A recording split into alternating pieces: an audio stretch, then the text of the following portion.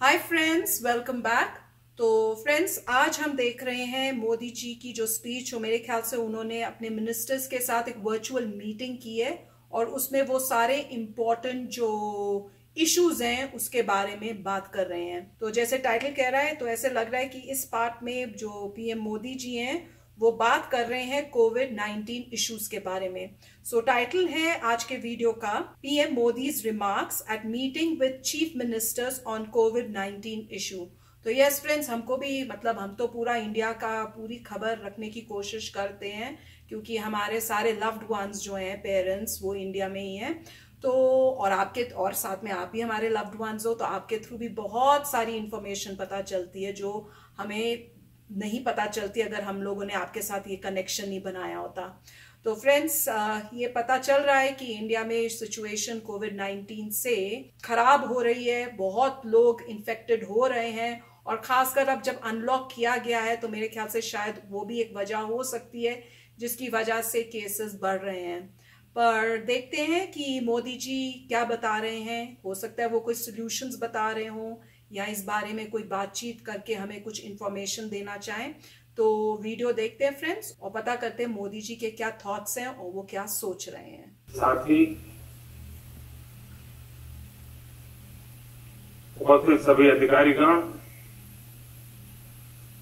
साथियों, अनलॉक 1 उसके बाद ये हमारी पहली मुलाकात है। देश के 21 राज्य और केंद्र शासित प्रदेशों में अनलॉक 1 के अनुभवों पर कल मेरी विस्तार से चर्चा हुई है। ये वास्तविकता है कि कोरोना का फैलावा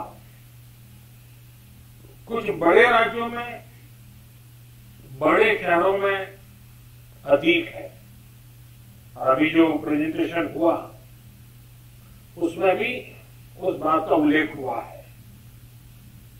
कुछ शहरों में अधिक भीड़, छोटे छोटे घर, गलियों मोहल्लों में फिजिकल डिस्टेंसिंग की कमी, हर रोज हजारों लोगों की आवाजाही, इन बातों ने कोरोना के खिलाफ की लड़ाई को और चुनौतीपूर्ण बना दिया है। फिर भी हर देशवासी के संयम, अनेक जगहों पर प्रशासन की तत्परता और हमारे कोरोना योद्धाओं के समर्पण की वजह से हमने हालात को नियंत्रण से बाहर नहीं जाने दिया है। समय पर ट्रेसिंग, ट्रीटमेंट और रिपोर्टिंग, उसके कारण हमारे यहां संक्रमण से रिकवर होने वालों की संख्या लगातार बढ़ रही है। ये राहत की बात है कि आईसीयू और वेंटिलेटर केयर की जरूरत भी बहुत कम मरीजों को पड़ रही है। समय पर उठाए गए सही कदमों के कारण हम सभी इस बड़े खतरे का मुकाबला कर पाए हैं। लॉकडाउन के दौरान देश की जनता ने जो अनुशासन दिखाया है उसने वायरस की एक्सपोनेंशियल ग्रोथ को रोका है। चाहे इलाज की व्यवस्था हो, हेल्थ इंफ्रास्ट्रक्चर हो, ट्रेन मैन पावर हो,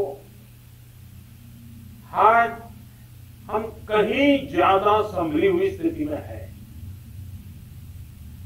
आप भी इससे परिचित है।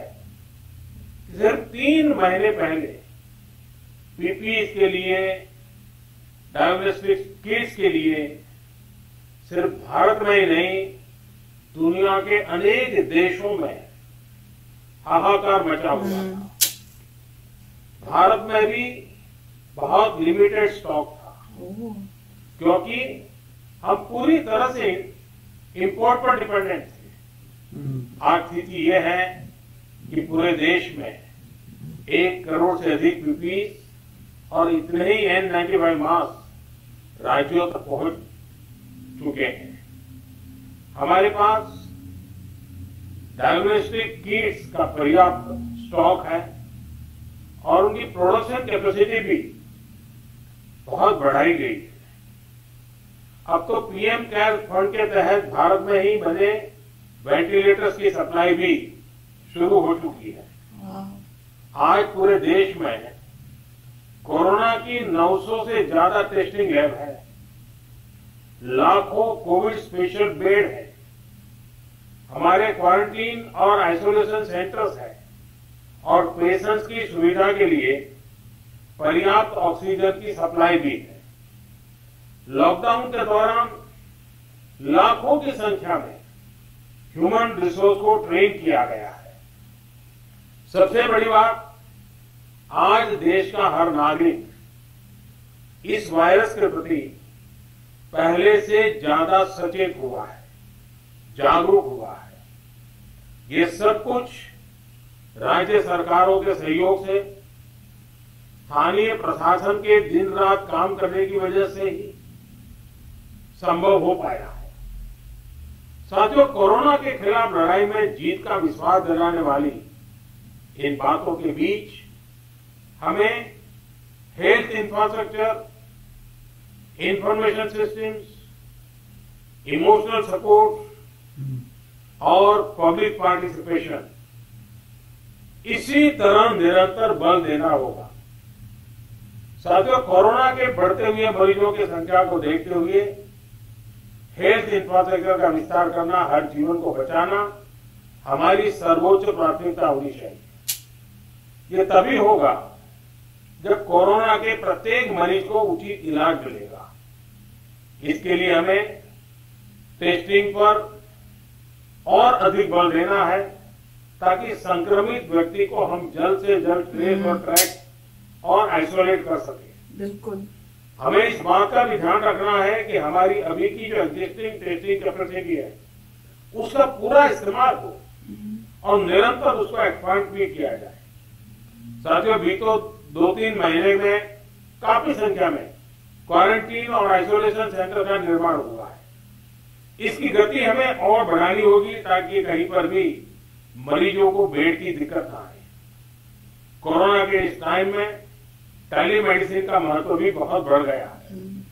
चाहे वो होम क्वारंटाइन या आइसोलेशन में रह रहे साथी हो या फिर दूसरी बीमारियों से पीड़ित हो, सभी को टेलीमेडिसिन का भी लाभ मिले, इसके लिए हमें अपने प्रयास बढ़ाने होंगे। साथियों, ये आप भी भली भांति जानते हैं कि किसी भी महामारी से निपटने में सही समय पर सही इंफॉर्मेशन का बहुत महत्व होता है और इसलिए हमें ये भी ध्यान रखना है कि हमारी हेल्पलाइंस हेल्पफुल हो, हेल्पलेस नहीं होनी चाहिए। जैसे हमारी मेडिकल और पैरामेडिकल स्टाफ हॉस्पिटल में कोरोना से जंग लड़ रहे हैं, वैसे ही हमें सीनियर डॉक्टर्स की बड़ी टीमें तैयार करनी होगी जो टेलीमेडिसिन के माध्यम से बीमारों को गाइड कर सके, उन्हें सही इंफॉर्मेशन दे सके। इसके अलावा हमें यंग वॉलंटियर्स की फौज भी जुटानी होगी जो पब्लिक के लिए प्रभावी रूप से हेल्पलाइन चला सके। जिन राज्यों में आरोग्य सेतु ऐप ज्यादा डाउनलोड हुआ है वहां बहुत ही सकारात्मक परिणाम भी मिले। हमें लगातार कोशिश करनी है कि आरोग्य सेतु ऐप की रीच बढ़े, ज्यादा से ज्यादा लोग उसे डाउनलोड करें और समय समय पर अपग्रेड करें। हमें यह भी ध्यान रखना है कि अब देश में धीरे धीरे मानसून आगे बढ़ रहा है। इस सीजन में जो स्वास्थ्य से जुड़ी समस्या रहती है उनसे निपटना भी बहुत जरूरी है, वरना वो बहुत बड़ी चुनौती बन सकती है। साथियों, कोरोना के खिलाफ इस लड़ाई का एक इमोशनल पहलू भी है। संक्रमण के डर से, इससे पैदा हुए स्टिग्मा से हम अपने नागरिकों को कैसे बाहर निकालें, इसके लिए भी हमें प्रयास करना है। हमें अपने लोगों को ये विश्वास दिलाना है कि कोरोना को परास्त करने वालों की संख्या बहुत ज्यादा है और ये तेजी से ज्यादा लोग रिकवर भी हो रहे हैं, संख्या बढ़ रही है। इसलिए किसी को कोरोना हो भी गया है तो वो घबराए नहीं। जो हमारे कोरोना वॉरियर्स हैं, हमारे डॉक्टर्स हैं, दूसरे हेल्थ वर्कर्स हैं, उनके लिए भी जरूरी सुविधाओं को सुनिश्चित करना हमारी प्राथमिकता में होना चाहिए। उनकी हर स्तर पर देखरेख करना ये हम सभी का, पूरे राष्ट्र का दायित्व है। साथियों, कोरोना के खिलाफ लड़ाई में समाज के कई तबकों ने, हर क्षेत्र से जुड़े लोगों ने, सिविल सोसाइटी के लोगों ने हमें निरंतर प्रोत्साहित करते रहना चाहिए। जन भागीदारी इस लड़ाई में बहुत आवश्यक है और अब तक जो जन नागरिकों की तरफ से सेवा मिली है उनकी भूमिका बड़ी प्रशंसनीय रही। हमारे पब्लिक स्पेस में, हमारे दफ्तरों में मास्क या फेस कवर, फिजिकल डिस्टेंसिंग और सैनिटाइजेशन की प्रक्रिया को बार बार लोगों को याद दिलाना है। इसमें किसी को लापरवाही नहीं करने देना। साथियों, अनेक राज्य कोरोना के खिलाफ लड़ाई में बहुत सराहनीय काम कर रहे हैं। इन राज्यों की बेस्ट प्रैक्टिस और उसको जानना भी जरूरी है और लोगों को बताना भी जरूरी है। मुझे विश्वास है कि हर राज्य अपने अनुभव और अपने सुझाव यहाँ खुले मन से रखेंगे, जिससे आने वाले दिनों में एक बेहतर रणनीति बनाने में हम सभी को मदद मिलेगी। अब मैं गृह मंत्री जी से आग्रह करूंगा कि इस चर्चा को आगे बढ़ाएं। तो फ्रेंड्स, बहुत ही प्राउड फील हो रहा है ये सब सुन के, और कितनी बड़ी वे से इनिशिएटिव ले रहे हैं मोदी जी। अपने सारे मिनिस्टर्स से बातचीत कर रहे हैं, उनसे पूछ रहे हैं कि आपकी जगह पे क्या हाल है, आपको क्या हेल्प चाहिए, क्या जरूरत है, क्या कंडीशन है, आप क्या कर रहे हो अपने वहां पर, अपने राज्य में, अपने लोगों के लिए।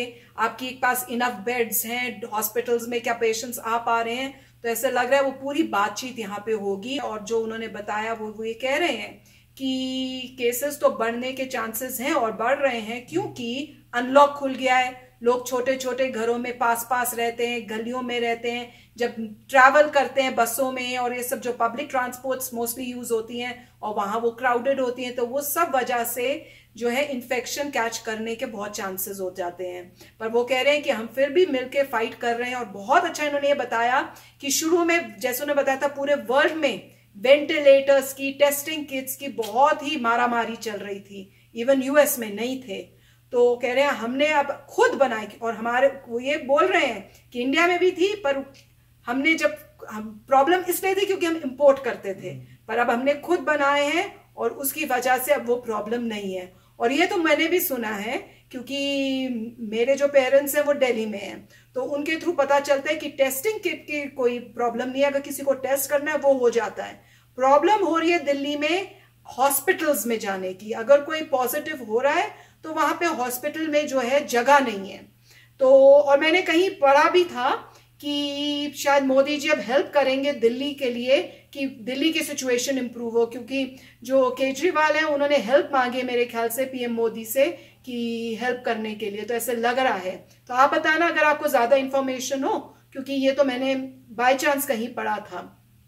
तो ये दिख रहा है कि मोदी जी जहां भी है सबसे बातचीत करके अब वो डिसाइड करने की कोशिश कर रहे हैं कि कहां कहां क्या करना चाहिए, ताकि ये फाइट जो है कोरोना के अगेंस्ट वो हमारी सक्सेसफुल हो। तो बहुत ही अच्छा बोला उन्होंने, बिल्कुल एज ए लीडर। हाँ, तो मोदी जी ने काफी अच्छा हिस्ट्री दी थी कि देखिए पहले लॉकडाउन किया था, उसकी वजह से अभी एक्सपोनेंशियल इंक्रीज नहीं है। अगर लॉकडाउन नहीं करते तो एक्सपोनेंशियल इंक्रीज हो रहा था, अभी इंक्रीज हो रहा है मगर वो कंटेनेबल है, उसको आप अभी भी हैंडल कर सकते हैं क्योंकि इनफ टेस्टिंग किट्स आ गई। और वो भी कह रहे थे कि टेस्टिंग बहुत इंपॉर्टेंट है, जैसे पता लगेगा कोई इन्फेक्टेड है तो उसको आइसोलेट कर सकते हैं, क्वारंटाइन कर सकते हैं, इसलिए टेस्टिंग बहुत इंपॉर्टेंट है। साथ में उन्होंने ये भी कहा था कि वेंटिलेटर्स और पीपी इक्विपमेंट भी काफ़ी आ चुका है, ऐसी किसी प्रॉब्लम नहीं होगी। और अब जो है मेरे ख्याल से कोविड के जो बेड्स हैं वो इंक्रीज किए जा रहे हैं, जिससे इसको जरूरत है। टेस्टिंग तो जल्दी हो जाती है मगर कोविड की उनको बेड भी मिल जाए जहाँ पे स्पेशल बेड्स है कोविड के, जहाँ पे उनका इलाज हो सके। और डॉक्टर्स इंडिया में हैं ही बहुत काफ़ी।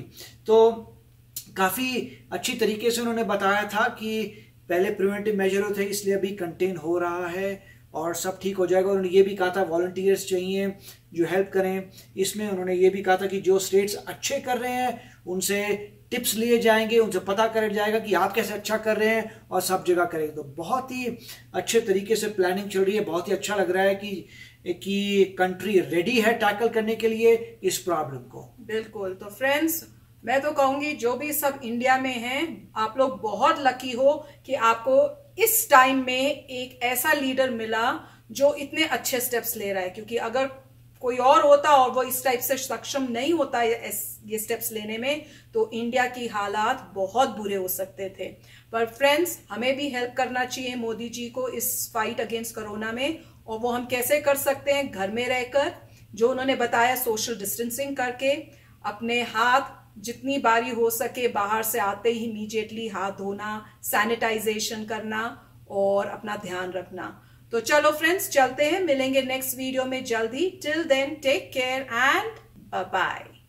तो अगर आप मेरे इस चैनल पे नए हो तो जल्दी से सब्सक्राइब के बटन को हिट करो और बेल आइकन को क्लिक करो, ताकि आपको मेरा जब नया वीडियो मैं लगाऊं आपको उसके बारे में जल्दी से पता चल जाए।